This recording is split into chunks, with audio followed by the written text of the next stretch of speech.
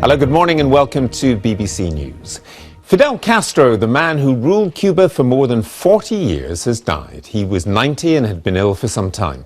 This is how the Cuban president, Raúl Castro, announced the death of his brother this morning. Querido pueblo de Cuba, con profundo dolor. Dear Cuba, it's with deep sorrow that I come before you to tell the nation, our friends in the Americas and the world that today, the 25th of November 2016, at 10:29 p.m, the chief commander of the Cuban Revolution, Fidel Castro Ruz, died. According to the wishes of Fidel, his remains will be cremated in the early hours of Saturday the 26th. The organising committee of his funeral will give detailed information about the posthumous homage we will give to the founder of the Cuban Revolution. Ever onward to victory. Well, Fidel assumed control of Cuba on New Year's Day 1959 after leading the revolution to overthrow the dictatorship of President Batista. He was to remain in power for nearly 50 years before ill health forced him to hand over to his brother Raúl. He was hailed by his supporters for his anti-US stance, but condemned by human rights campaigners for his autocratic rule. Darnos por vencidos, renunciar a la revolución, renunciar al socialismo, rendirnos. Fidel Castro was the world's longest-serving dictator. He outlasted 9 American presidents, and he was a constant irritant to them, a communist leader right on their doorstep. At the end of the 1950s, the young Castro was determined to overthrow the American-backed Batista regime, which presided over corruption, decadence and gross inequality. Cuba was effectively run by organised crime syndicates. Castro and his band of revolutionaries masterminded a classic guerrilla campaign from their mountain base. On January the 2nd, 1959, the rebel army entered Havana. Castro had triumphed, Batista had fled, and Cuba had a new government, with the legendary Che Guevara among its members. Its promise to give the land back to the people and to defend the rights of the poor. Soon afterwards he went to America, saying he wanted to be friends with his powerful neighbour, but he felt snubbed when President Eisenhower wouldn't see him. Castro claimed he was driven into the arms of the Soviet Union and its leader Nikita Khrushchev. Cuba had now become a Cold War battleground. April 1961, the Bay of Pigs. This was America's doomed attempt to topple Castro by recruiting a private army of Cuban exiles to invade the island. But the young revolutionary was more than a match for them. Under his command, Cuban troops repulsed the invaders, killing many and capturing 1,000. A year later, the stakes were far higher. American reconnaissance planes discovered Soviet missiles on their way to sites in Cuba. The world was staring into the abyss of all-out nuclear war. Unmistakable evidence has established the fact that a series of offensive missile sites is now in preparation on that imprisoned island. The superpowers stood eyeball to eyeball, but it was Khrushchev who blinked first, pulling his missiles out of Cuba in return for a secret withdrawal of US weapons from Turkey. Castro, though, had become America's enemy number one. The CIA tried to assassinate him, most infamously with Operation Mongoose. Getting him to smoke a cigar packed with explosives was one idea. Another was even more bizarre. This was a bright idea, that if we got a certain powder to him, if he put it on, his beard would fall out and the Cuban people would all fall over laughing and he would be ridiculed. But while America plotted, the Soviet Union poured money into Cuba. It bought the bulk of the island's sugar harvest, and in return Russian ships crammed into Havana harbour, bringing in desperately needed goods to beat America's blockade. But when Soviet communism collapsed, so too did Cuba's economy. Tempers grew shorter as the food queues grew longer. By the mid-1990s, many Cubans had had enough. Thousands took to the sea in a waterborne exodus to Florida. It was a crushing vote of no confidence in Fidel Castro.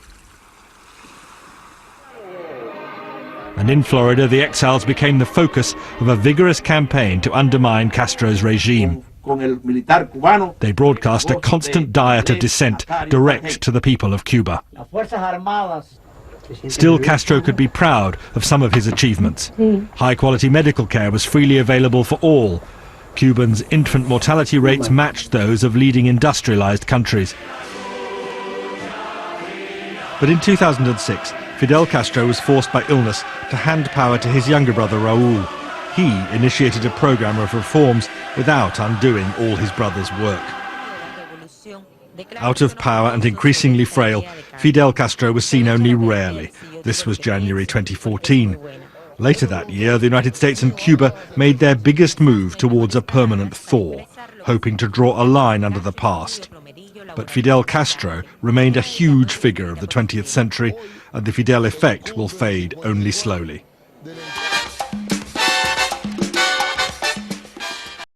David, who could stand up to the Goliath of America, who successfully spat in the Yankee eye. For them, Castro was Cuba, and Cuba was Castro. James Robbins looking back at the life of Fidel Castro, who has died at the age of 90.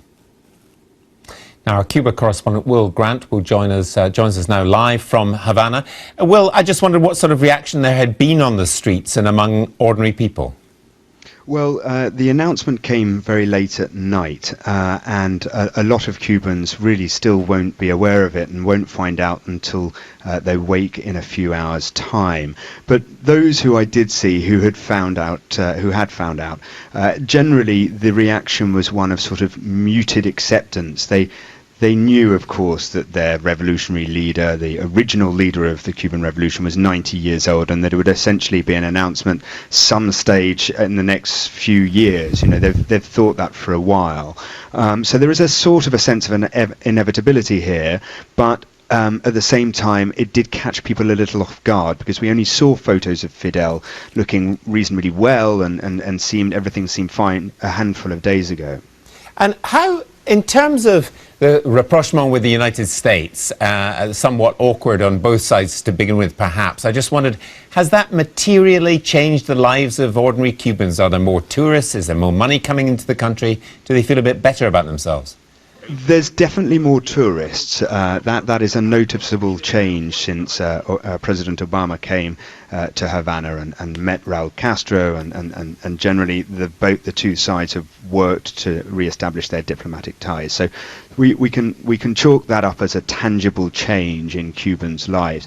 Beyond that, there isn't that much, and obviously many sectors of society don't work in the service industries or have nothing to do with tourism. So for a lot of people, they're aware that there have been changes, but they can't say that there are, say, more products on the supermarket shelves, or they can leave the country more easily, or they earn more money every month. So, you know, it's a very mixed picture, and it depends very much in what you work.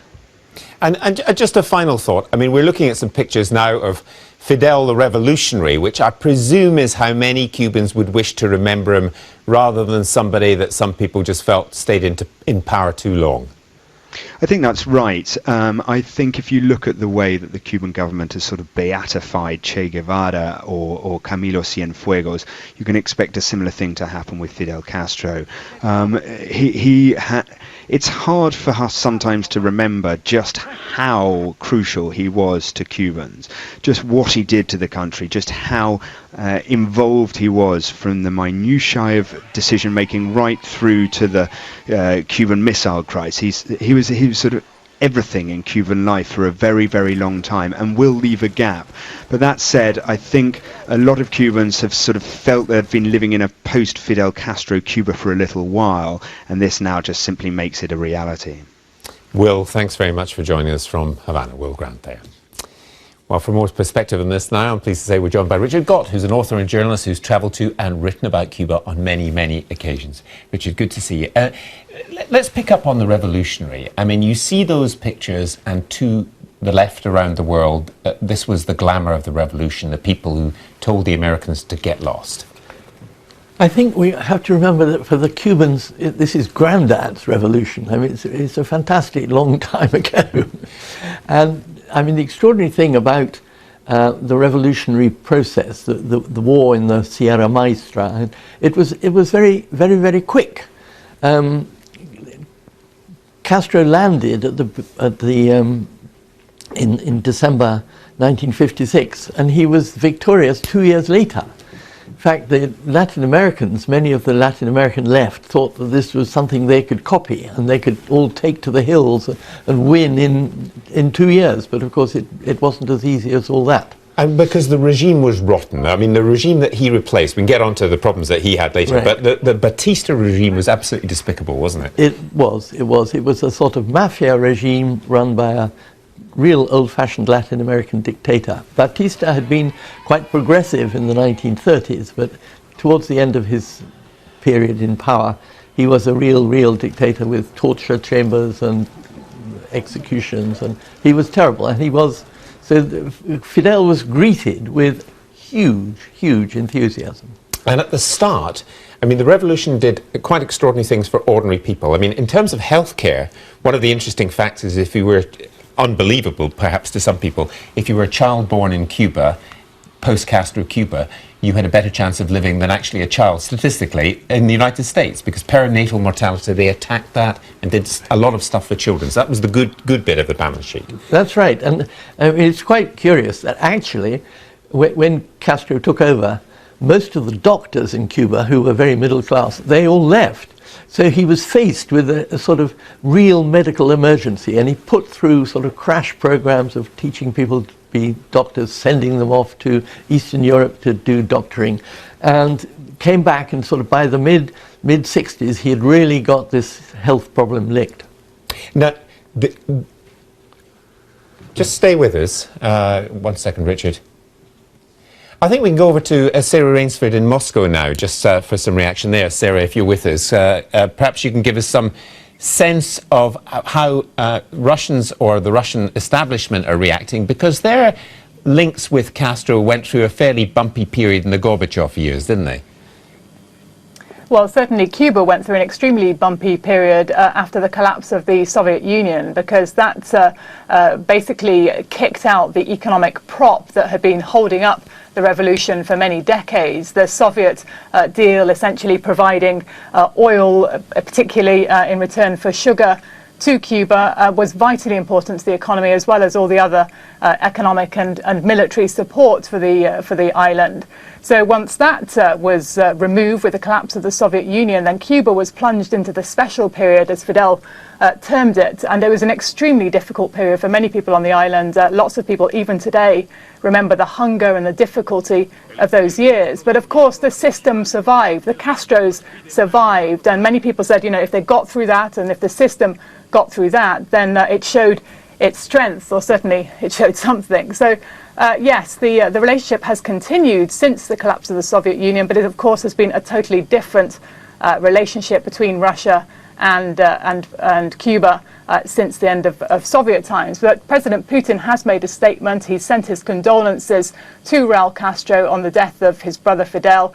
He's talked about Fidel Castro, as you might expect, as a hugely influential and inspirational leader in Cuba. He's talked about him as a true and loyal friend of Russia, and he said that Fidel Castro embodied the high ideals of a politician, a citizen, and a patriot, a man who was truly convinced of the cause to which he devoted his entire life. So a very warm statement from President Putin to Raul Castro, I think underlining the fact that the relationship between the two countries remains strong, if it's entirely different, of course, to the one that was in place between Cuba and the Soviet Union. And in terms of that, I mean, there was we were just reflecting here in the studio, there was a sense and a hope from Moscow, at least, that the Cuban Revolution could be replicated all over Latin America and perhaps in other places.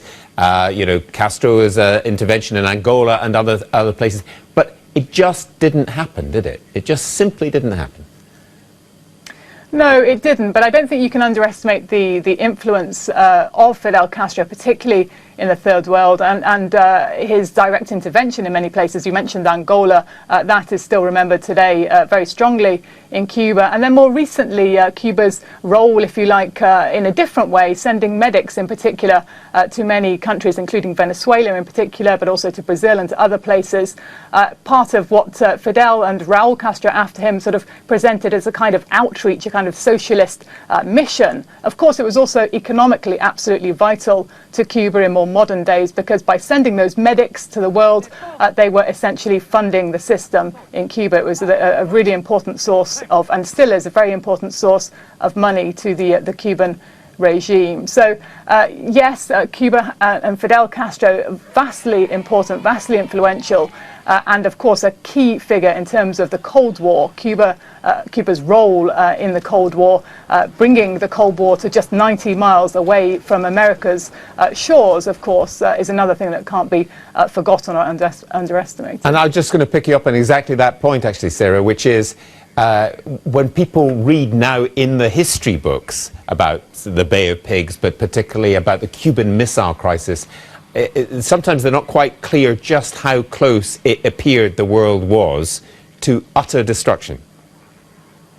Well, that's right. It's remembered as 13 days when the world was on the brink of destruction, devastation. I think JFK, John F. Kennedy, talked about nuclear ash. I mean, this was a terrifying time, and one in which Cuba, of course, played that very critical role.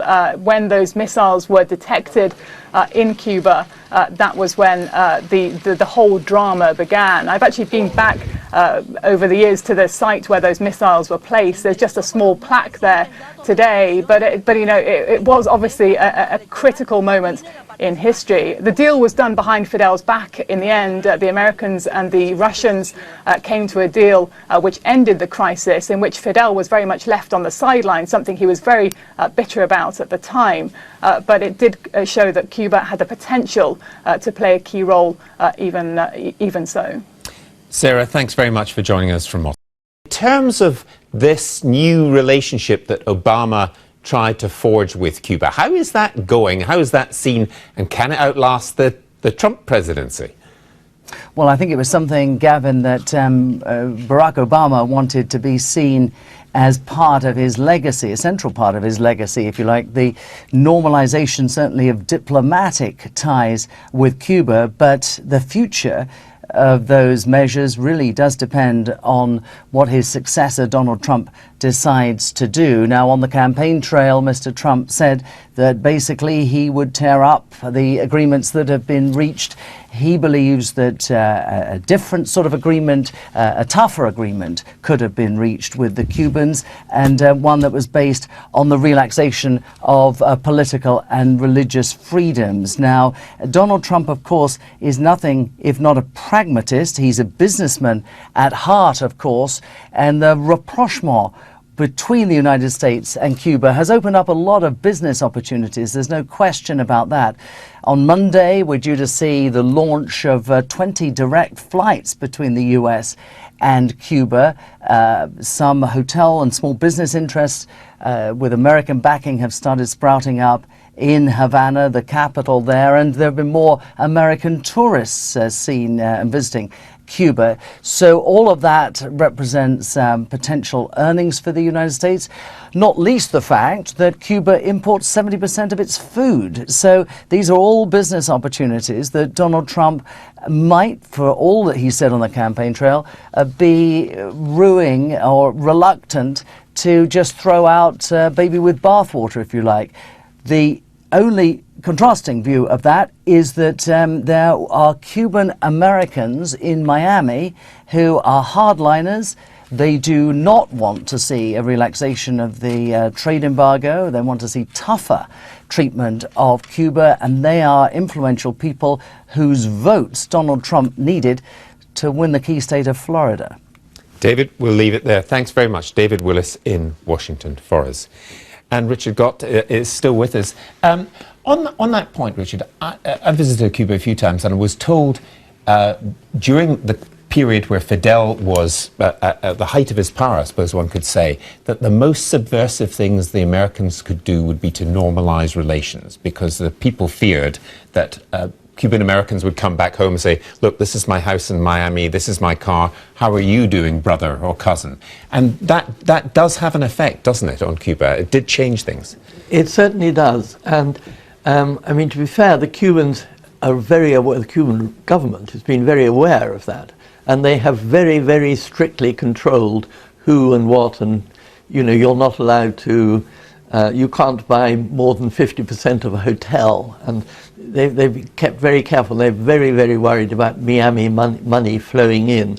They've much preferred having money coming from Europe.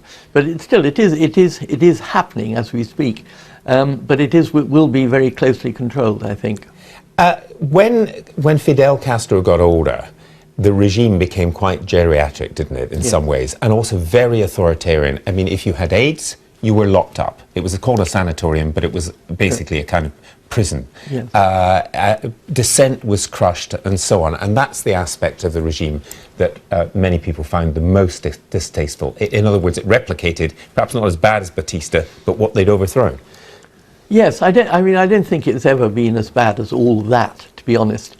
I always call Castro a sort of Spanish governor general. That's what he most represents. For 4 centuries, Cuba had a governor general, and Castro has been that, you know, basically benevolent governor general. There were some cruel ones, but some benevolent ones.